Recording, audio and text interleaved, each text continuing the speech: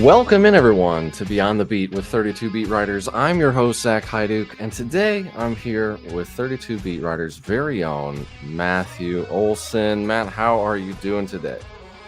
Well, still alive through training camp, which is remarkable.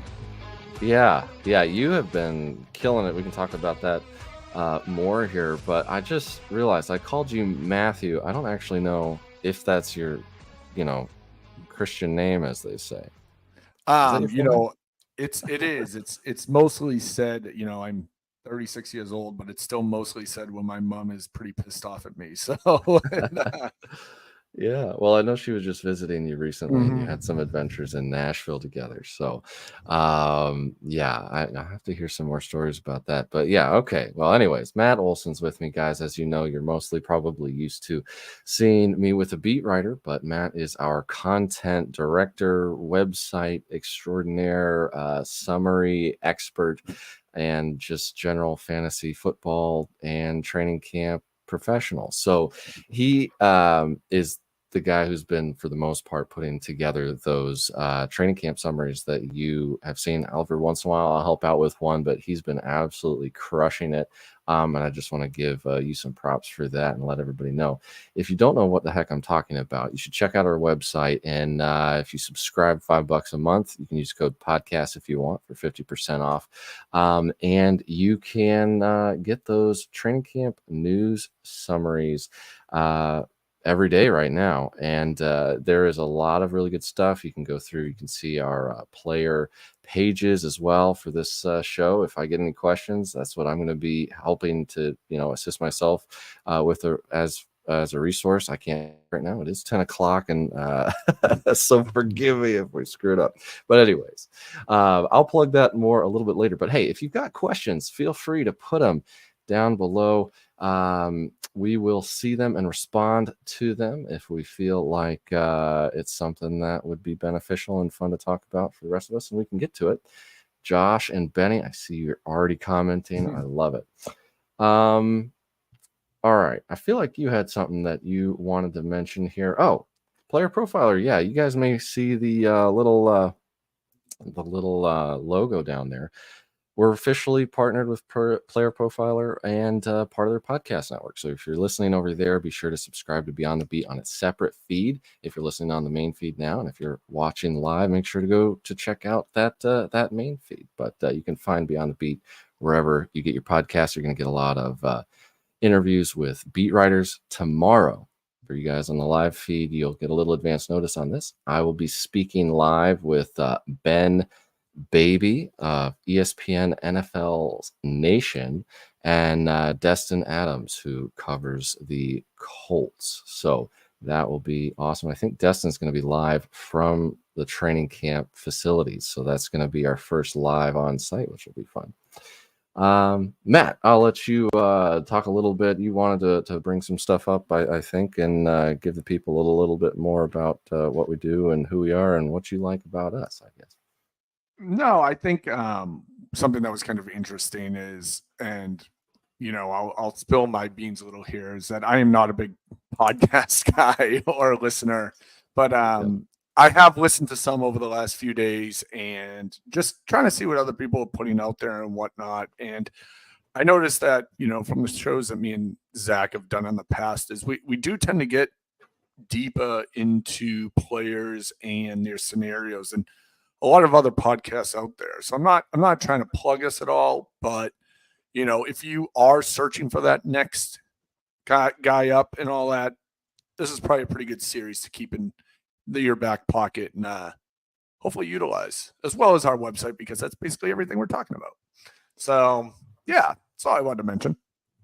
Yeah, no, I've been very, very thankful, honestly, for me doing this podcast. This sounds weird and like whatever, but I've learned a lot. That's what I'm trying to say. Talking with all these beat writers has been super helpful for myself, and so I hope everybody else is finding it useful. And then, yeah, when you and I get on to talk, it's always really, really good. And you are more buried in news and updates than probably anybody else on this planet, if I had to guess. So yeah, so anything from you is always going to be great. So we got a couple of questions piling up in the comment section. We'll get to those in a bit. But before we do, I wanted to talk quick about some things that we felt were interesting in training camp. And I'll let myself go first because I think I have just You're a one gentleman. more than you. Yeah, I'm going to go first, and I'm going to, give myself props for having such a great podcast and being thankful for it. But so one thing that I thought that we learned that was interesting so far this training camp is Devonta Smith seems to be getting more work in the slot. I think that is a very important thing when it comes to fantasy. Last year, people may have been disappointed with Devonta Smith's, overall production, I think. And I think this year you're going to see a bump in that. Kellen Moore, as we know, is now the OC. And so if you think about Keenan Allen, that's what I'm hoping for here when it comes to Devonta Smith. And it seems as though he is going to be moved that direction. Jimmy Kempski, for what it's worth, with the Philly Voice, also said that Devonta Smith has almost sort of oddly never really crushed it in training camp until now. This summer, he's getting open at will, making more than his share of impressive catches, and has often looked like the best player on the field. Now, I do believe A.J. Brown is the one there, but I think this year we might have a little bit closer fantasy production from Smith, which I'm excited about. Yeah, I mean, I'm 100% agree with you there. He's definitely had a heck of a camp. It's interesting. Like, people always want to hear, I guess, that guys are doing well. And I think the expectation is that Devonta Smith is doing well. And you really, sometimes no news is good news when it comes to training camp. Like if a guy is performing to the expectations that he's supposed to be, you don't necessarily get a ton of news out of beat writers or out of camps because the guy's doing what he's supposed to be doing. It's you only get the negative. So in this case, you're kind of getting two worlds because Smith's going to be fine, but him moving back into the slot is an added bonus, I guess. Like that's the news you want to know. Not we all know he's good. It's where he's going to play, how he's going to line up. And I guess my bigger point of all this is that, those paying attention to those smaller things and good players is what matters. Like those they might not get news every day, but if they get news once a week and it's something like this, ultra valuable. So it's a very good way to start this podcast and kind of will set the tone for the rest of it. Yeah. All right. So how about you give us your first kind of overall training camp takeaway that you thought was interesting? So I did mine a little bit different for some odd reason, kind of two different groups. And the first being that there's been some pretty interesting emerging standpoint, depth chart wide receiver threes. So just looking at a high level and a couple names, Daurice Fountain, who we saw play tonight, Johnny Wilson, and then Ray McLeod, which I'm sure someone from our team will yell at me for when they listen to this in the morning. But, just kind of going step by step here. We always joke on our team and kind of using our website as a backbone of like, okay, when do we need to create this guy? If someone's come out of nowhere, right? Like it's the running joke of, oh, he flashed one day. One day is great, but like, do we really need to dive into him? And that's kind of how the Daurice Fountain thing started. And then, then news just started pouring in on him because he was standing out. And I was, after a couple of them, we're like, all right, we got to make this guy. I mean, this dude almost quit football. It was crazy. And, now he's getting first team reps with the Detroit Lions in one of the better offenses in the league. I don't think that's something you can sleep on. We've seen that position pay dividends and more of like that bye week filler. He's not winning you the league in this position, but man, if you need a guy to step in and probably go 4 for 40 and maybe a touchdown, the Lions wide receiver 3 is probably not your worst situation. So definitely something to keep an eye on with Fountain. Yeah, I think that's interesting. A lot of people are going to be upset that you don't believe in Jameson Williams, who's also actually been getting a lot of hype, which I'm not sure you're bagging on him necessarily. But yeah, I don't particularly. I will a bit. I don't necessarily believe in Jameson Williams all that much, and so it's definitely interesting to see who is shaping up back there. And yeah, we were joking about him and then Mac Hollins, I think. But you had a couple more guys I think you wanted to mention. Yeah, I'm gonna hop on Jameson for a second though, just because I something that came across my plate this morning that I thought was really interesting. So every now and then I bet on sports, and No. I was just looking at some of the yearly stat lines, kind of what the totals are at and whatnot, and they have Williams at 650 yards for the season as his over under. Yeah. And I looked at that and I listen, we all know nothing's free money, but that seems very, very low to me. And by very low, I mean maybe 150 for a first round pick. That's a very low. It just seems strange. And I know recently, and I'm this might have just come out yesterday, if I remember correctly. I'm scrolling right now because it's my first day ever on a podcast, but Jeremy Reisman of Pride of Detroit took a guess, and it was in a much bigger context. But he said, I think an 800-yard season is very much within reach, and if 800 yards is that, that's where Detroit beat writers are seeing him, and his betting line is 650 yards.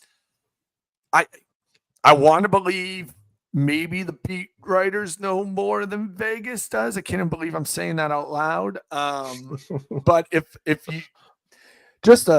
you all want to come back and haunt me at the end of the year because Jameson Williams didn't get 650 receiving yards, so be it. But I just thought that was an interesting point to bring up from you mentioning his name.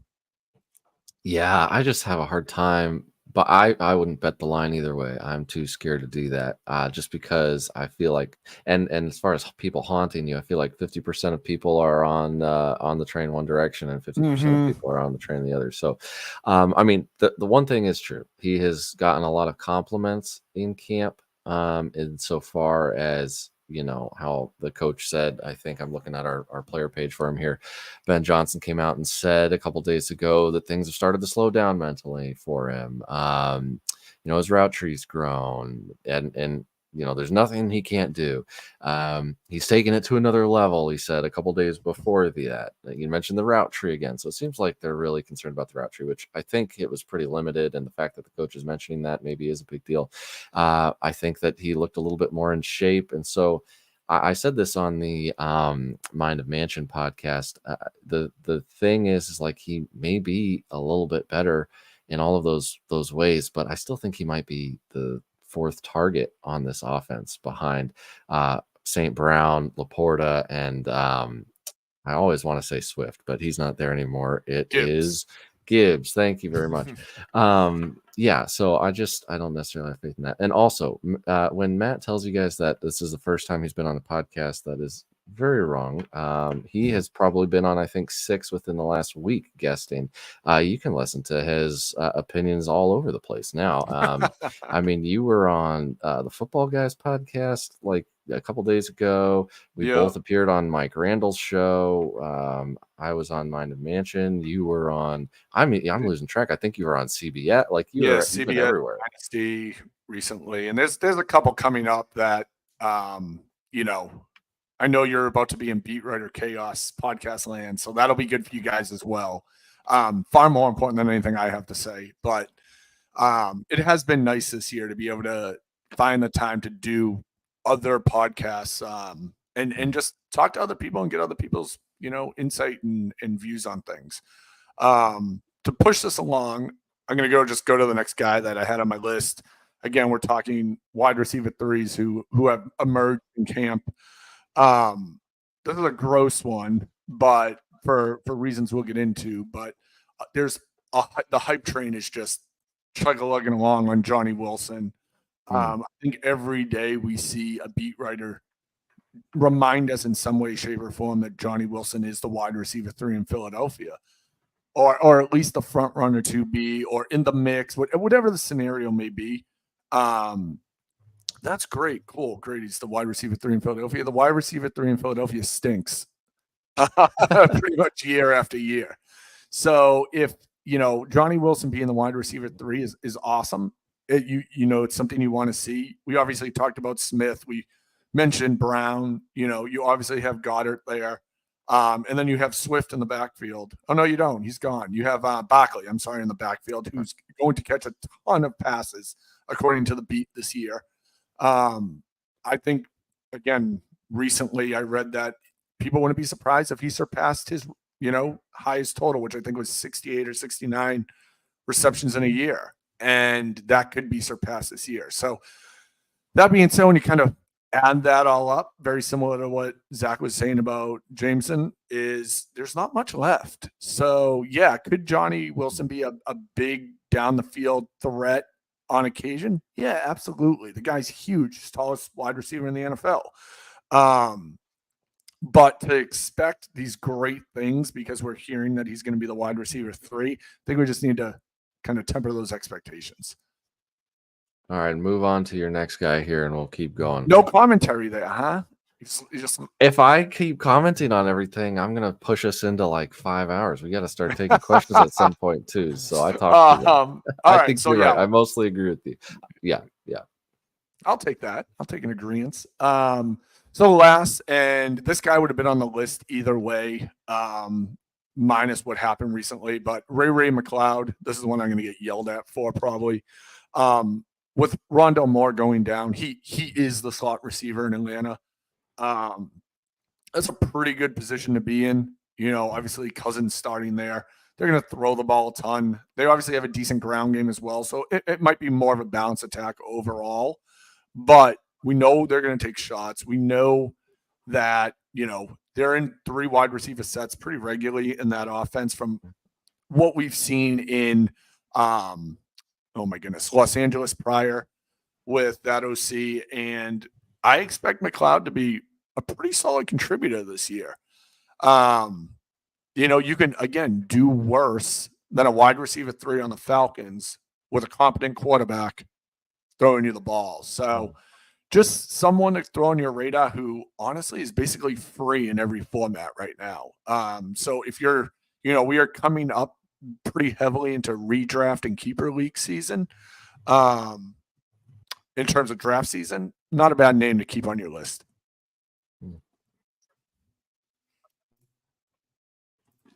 Yeah, I think Zach Robinson down there now makes for an interesting situation. If he succeeds at offensive coordinator for them, and yeah, I think there were people that were willing to take shots on Rondale Moore, and with him out for the season now, Ray McLeod, he's been in the league a couple of years, but maybe there's something left to be desired there, and you get a little bit more out of him than you have in years past.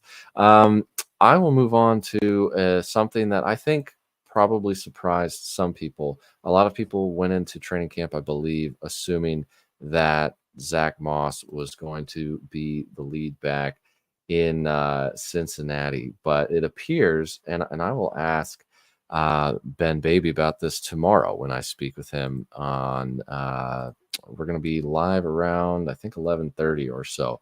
We're going to be speaking with Ben Baby of ESPN. But I think that Chase Brown may push him for touches. I think at the end of the day, Zach Moss is still the starter, but I think Chase Brown is going to get a decent amount of work. If we look at what Zach Taylor has said recently, he said the favorite things he's seen from Chase Brown in camp are consistency. Chase has been very consistent, and that's what we're counting on from him. He didn't get a ton of opportunity last year, and now is the first time he's really getting a bunch of reps, and I like how consistent he's been and dependable he's been. That via Dan Horde.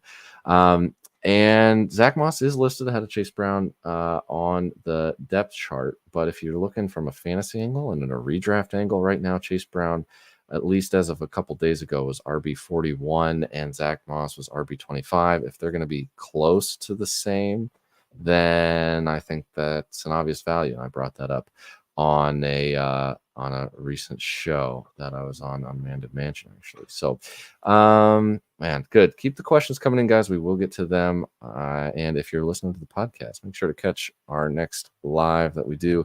Just be looking at those notifications on Twitter. Let's move on to your next takeaway from training camp. So next thing we kind of looked at is just backup running backs that might actually have an opportunity to do something this year.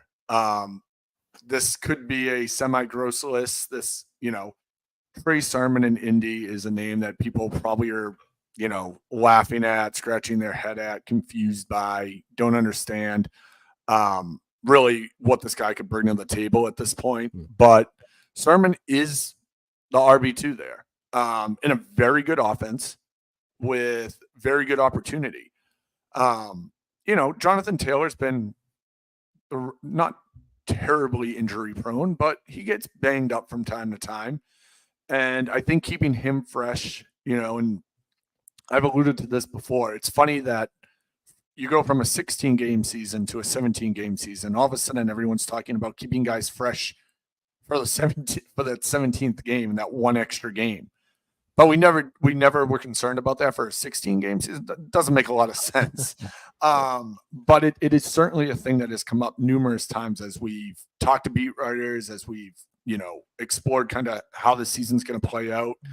And this is where I think these, direct backup running backs are so much more important than they probably really ever have been in the history of the fantasy game. So I do think all the guys we're about to talk about are going to get opportunity more than any one of their lead back owners wants to see. So Trey Sermon's the first guy on the list. Again, Indy, good offense, going to get opportunity. They like him. He's able to pass block. It's a big part of it. Next guy would be this. Everyone's probably still feeling the burn from last year. Is Tank Bigsby. That's going to sound deja vu. He's having a remarkable training camp. Yeah, I know. I literally feel like you've never heard of that before, right? No, I took the cheese last year, and you know what? I did too. To give a little preview, we have 32 Beat Writers exclusive coming up. But John Shipley tried to warn me last year, and I took the cheese and the hype anyway. So continue. I mean, I'm in my home league that's been going on for 18 years now. I took Tank Bigsby one pick before Raheem Mostert last year. So that hurts. I'm with you on that. It hurt. I won the league, but it hurt. Well, then it's okay, and I'll probably but I'll probably never forget that because we were so bought in as a group to Tank Bigsby last year. And I hate to say it, but I'm buying in again. Every beat writer's on this guy. He's doing things he didn't do last year. He actually looks the part. He, put in the offseason correctly. He's making an impact in the red zone, which, I know was a big issue last year for the Jaguars in general. And I know they're trying to clean that up this year. It's been a real focus of their camp. And it actually started off terribly, mostly because Lawrence started off terribly. But again, Bigsby, got to keep an eye on. And last but not least, down in Miami, everyone probably thinks I'm going to say Achane or Achane, whatever we're calling him nowadays. But it's Jalen Wright. I have this wonderful UT sweatshirt on right now. I married into a wonderful UT family. And as you all clearly can tell, I am not from the wonderful state of Tennessee, but do live here now. But I got the chance to watch Jalen Wright in pretty much every home game he played. Death taxes and Tennessee running backs being successful in the NFL is a kind of a staple in my fantasy football mind. You can go back to, Lewis and Homa or Henry. I'm sorry, not Homer. Oh my God, Travis Homer. Wow. Well, he had a second. Yeah, he did. But there's, Aaron Foster, tons of guys. Wright knows how to play ball. I think, we know Mostert. He got, obviously last year was a blessing, no injuries. We know that hasn't been the norm with him. Achane injured last year. if I had to take a swing on an RB3 that I think's going to have the best chance to return ROI on the first, in the first season, I think it would be Wright in this case. So kind of where my head's at with that. Yeah, I mean, you can get a lot cheaper than Trey Benson or Blake Corum. And those two guys, despite what everybody wants to, hope for, I think are going to require an injury happening in front of them. So when you're talking about Jalen Wright, I don't really think it's that much different of a situation other than that you do have Raheem Mostert there, but that guy is 31, 32 anyways. And, they can be efficient there. So I think that's a valuable thing to bring up for sure. All right. You know what, guys? Are you overwhelmed with the tsunami of fantasy and NFL news? Let us make your life easier. If you head over to 32beatwriters.com and subscribe to our membership, you'll find our easy-to-read news summaries that will keep you up to date on all of the news that actually matters. It's the most convenient way to absorb all the best and in-depth fantasy football news. It is used daily by industry experts. You'll stay up to date and ahead of the competition without wasting hours of your own time digging up all of that valuable information yourself. Let us do it for you. You can track news by team, by player, and even create your own favorites list, all that and more at 32beatwriters.com. Make sure to use the code podcast. That's code podcast for 50% off of your first month. That's 32beatwriters.com. All right, Matt, we have a 32 Beat Writers exclusive. John Shipley of SI.com. I wanted to talk about Brian Thomas. Should we be worried? We have not heard a lot about him in training camp. That has seemed very positive. And so I asked John if he would mind giving us a little bit of insight on that. And this is what he said to me. Thomas got off to a slow start in training camp, struggling with routes against the Jaguars' press scheme and having issues in the red zone. As expected, veteran corners Ronald Darby and Tyson Campbell limited him. Thomas Jr. has turned it on in recent days, though. With 3 deep targets from Trevor Lawrence over the last 2 days, he's gotten behind the defense each time and has shown he can potentially add value as a field stretcher while he rounds out his game. Thoughts on that, Matt? I mean, I think it's interesting. I think that, I liked what I've seen from Paco Washington, which I think is not good for Bryant. But, he clearly comes with a tremendous skill set. He's going to get opportunity. I think he just needs to start seizing it, to Shipley's point. He was very slow to start. We have a lot of preseason and practice time left. I mean, we saw some gross unofficial depth charts come out that didn't make a lot of sense to what we've seen in camp. So, I'm not going to be off this guy at all. I think he's probably ADP wise from what I've seen where he should be given the scenario. The other big problem there is Gabe Davis has been lighting it up recently. I know we've all heard this before when he was in Buffalo, but they are talking about pushing the ball down the field more and needing to get, a better pace of this offense. So to see that happening in camp and hopefully, he can round out and Brian Thomas can be part of the solution down there this year. Yeah, I'm sorry. I got a little bit distracted by the comments. Man, people are relentless in giving you a hard time for people that love Boston accent. I mean, try living in Nashville. It's awesome. Yeah. I was going to say, guys, if you're going to have a hard time actually offending Matt, by the way, but also, I mean, keep it somewhat so. Good grief. Give the guy a break. All right. Minus that distraction. Thanks, John Shipley, again of SI. Go check him out on Twitter at _John_Shipley. We've had him on the show a couple of times, beat writer down there in Jacksonville for the Jaguars. Yeah, very good at what he does. Very good at what he does. All right, let's go ahead and get into the listener questions. I said we'd take about 30 minutes or so, and we're already at the 30-minute mark before we start taking questions. So, we're going to be at about an hour and a half before we get too far into it here. So we just fly through. Yeah. Yeah, we're gonna be real quick here. We got some questions prior to the show, so I'm gonna answer those first. FF Bamboozler asks, have the camp reports regarding Javon Baker on the Patriots pushed him up to Polk's level on the depth chart? Is there any sort of hierarchy developed now between the Patriots and those two wide receivers? I think I read that a little bit wrong, but I think you get the gist of the question. They released a depth chart not too long ago, and unsurprisingly, the rookies were buried on it.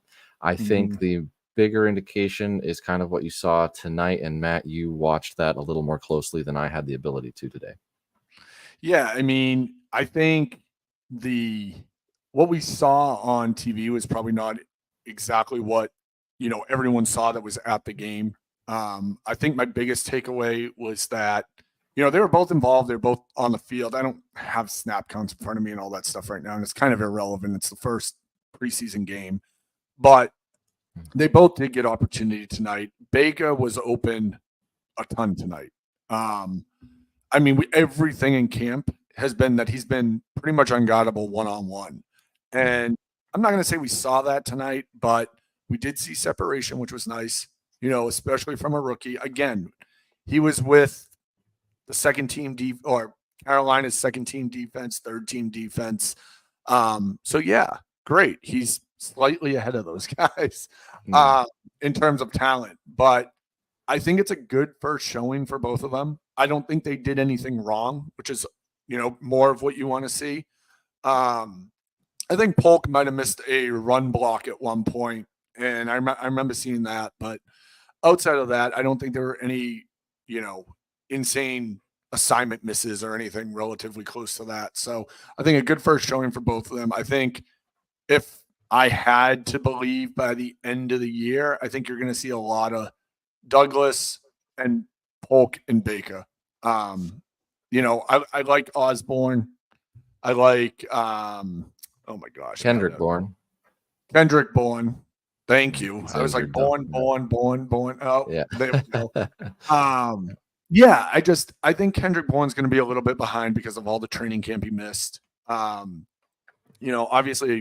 he's a veteran. He should be able to pick it up, but I think that's going to lead to opportunity for these two guys. So again, like what I saw tonight, I think we see them move up as the season goes on. Great first showing.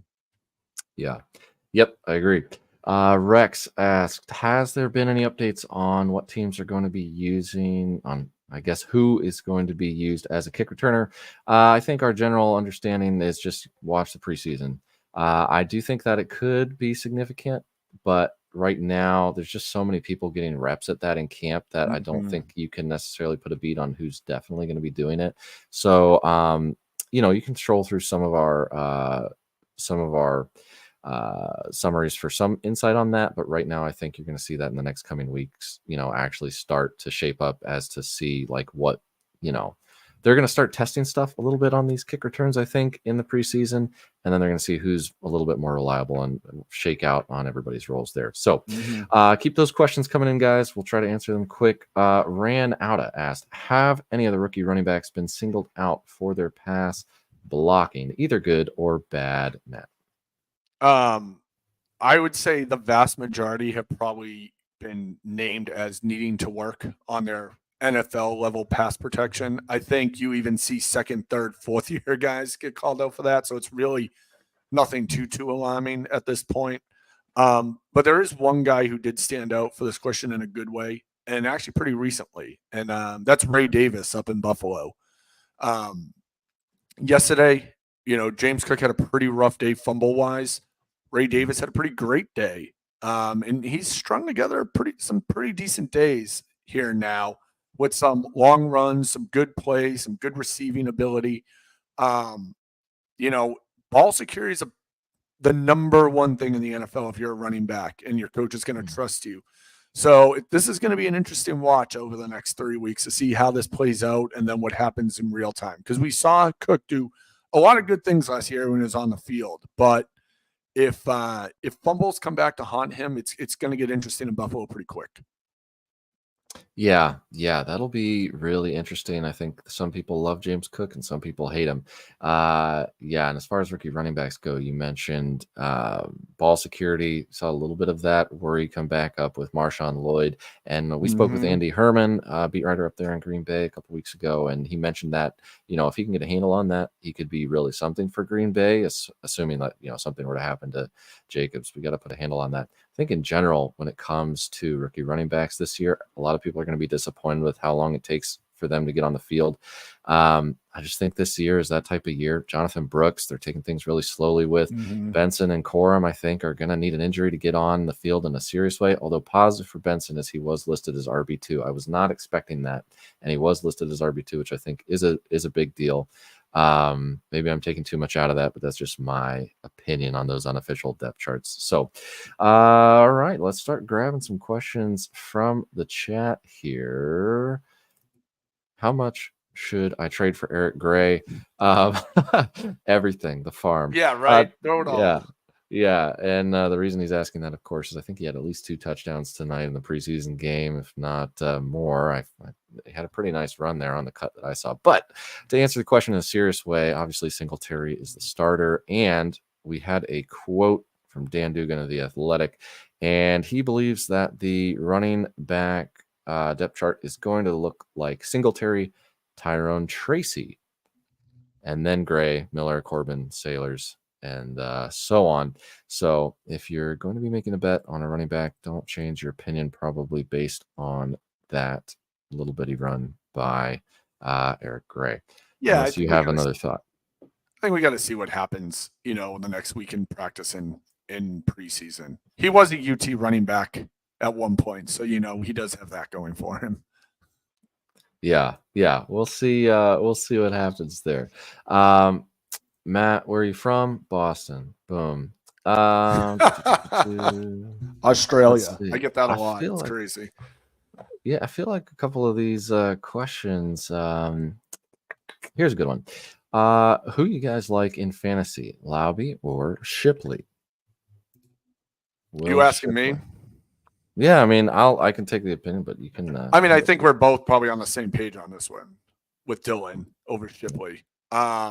I just think Dylan's opportunity share is going to be so much higher than Shipley. I mean, Shipley's got obviously Barkley in front of him, and then Gainwell, who coaches seem to always love Kenneth Gainwell. He always seems to do something. He was almost a starting running back last year, if we don't want to forget that. I actually do think he took the first snap of the year, so technically it wasn't a lie.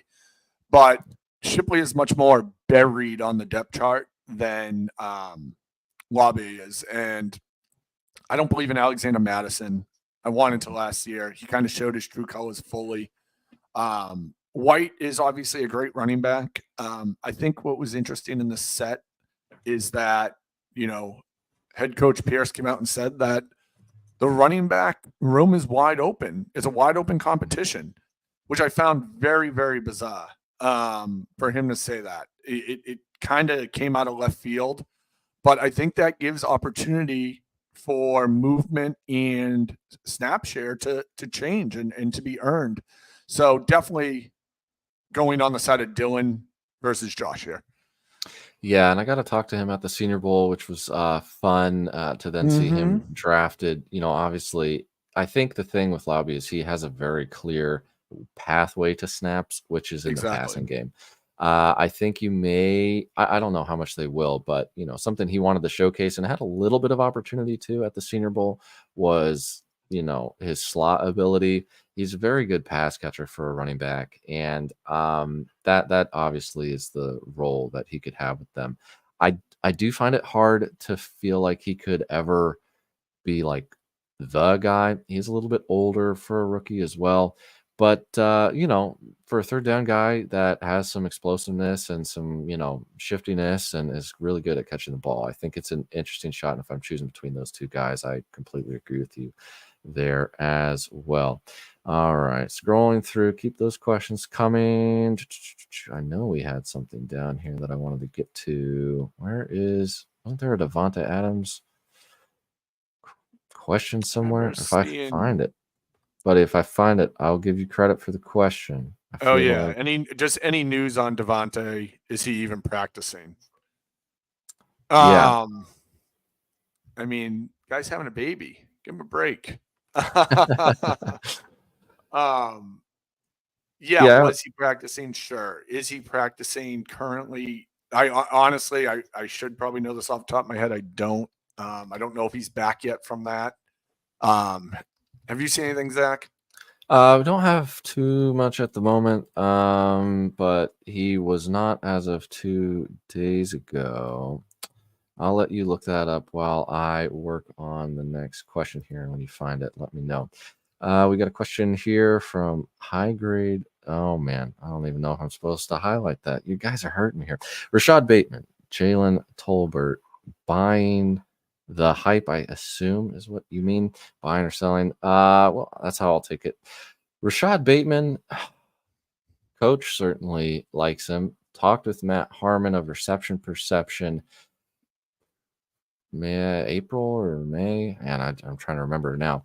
And we talked about Bateman specifically because Matt has certainly been in on him. Matt Harmon has certainly been in on him. Mm-hmm. And the thing is, though, I think his guesstimate was maybe like 800 yards or something like that, which that's great. I mean, but it's not. It's not. I don't know that it's league. It's changing for your fantasy team. So I think he may have a productive season, but I don't know that I'm necessarily excited about it. And Tolbert, I don't have a crazy opinion on other than, I mean, I assume that CeeDee Lamb is going to get a contract down there for the Cowboys. And so opportunity wise, you're going to be fighting with Ferguson. I have like a low grade affinity for Ryan Flournoy. Their 6th-round pick down there as well. So I don't know. What do you think about Jalen Tolbert? You got any opinion? I mean, there's been talks like that the hype is real, straight from the beat writers, and that he has kind of been that what you want to see if he was going to be a wide receiver too in an offense. Obviously, you hit the nail on the head where there's only so much opportunity to go around. Um, but I don't think Tolbert has a drop this year. I think he might have one drop in all of camp, and he's been targeted pretty heavily. So Mm. it's always something you want to see, and I think he's gaining Dak's trust. I mean, is he going to have a better year than Brandon Cooks? Probably not. But is he going to be serviceable? Yeah, probably. I think if Dak's your quarterback and you have no run game, it's probably going to be a lot of pass attempts. So I do think he can give you weeks when you potentially need them. Yeah. I think that's probably what you're hoping for. Yeah, I agree with that. That's kind of what I'm hoping Flournoy turns into, but Tolbert's probably going to be the guy there. Malik Neighbors in round 2. Yes or no? I'm going to go no. I mean, yeah. I'm just saying, are we assuming that's redraft? Are we assuming that's dynasty? Are we assuming, what are we? It's tough to know. That's a good question. Well, let's answer it this way. Startup dynasty, sure. Okay, fine Yeah. with me. Yep. I think we both agree. All right, can take that off the board. And then redraft, no. I mean, ADP right now, he's going at wide receiver 24, pick 52. Thereabouts, depending on where you're drafting. 6th, 7th round. Yeah, I mean, And a 10-man. 48 would be 4, right? So 5, top of the 5th round. So if I'm doing the math right at 11 o'clock at night, don't judge me too harsh in the comments if I'm wrong. Redraft 12 team, he says. So yeah, no, I'm not taking him in round 2. Redraft 12 team. No, I think that's way too high. That's nuts. I mean, Neighbors has been crushing it in camp, but he still has Daniel Jones throwing him the ball. And I'm just not sold on the upside. As good as he can be, I just think it's capped. Yeah, it's 100% capped. Yeah. All right. Last chance to get a question in if you've got it, guys. If not, we are going to let Matt have the last say. Did you find anything on Adams?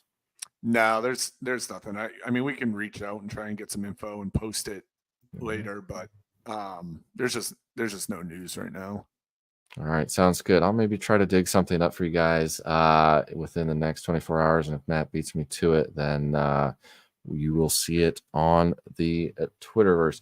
That's going to do it for us, guys. Just a reminder to check out our website at 32beatwriters.com. You're going to get all of the player news, training camp news, and summaries, player tracking tools, and more. Make sure to keep up there for all of the most recent and relevant information from the Beat Writers. For Matt Olson, I'm Zach Heiduk, and we will see you guys next time.